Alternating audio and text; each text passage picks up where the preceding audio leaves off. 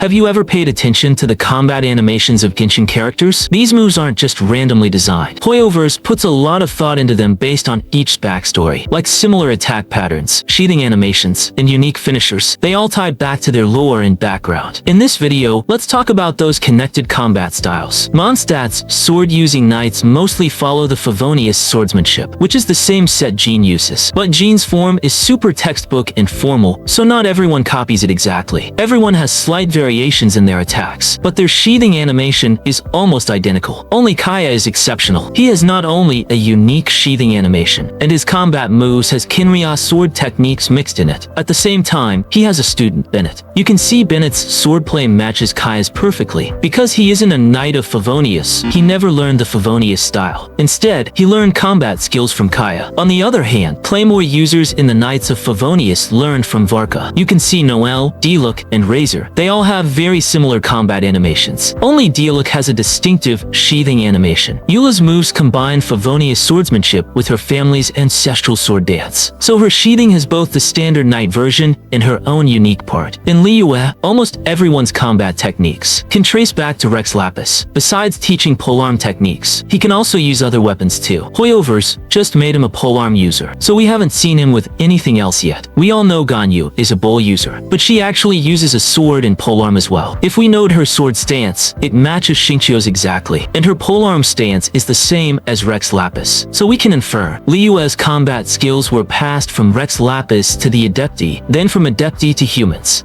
Xiangling and Yao Yao's polearm techniques come from Madame Ping. Hu Tao's family polearm style was also taught by an adeptus long ago. That's why they all share similar thrusting animations. Before Xiao was found by Rex Lapis, he had been fighting for a long time, so his style is way wilder and different from the others. But he secretly copied Rex Lapis' polearm sheathing animation. Liyue's sword users mostly just toss the sword aside normally, except for two Adepti who have special sheathing. Yep, including Chi-Chi.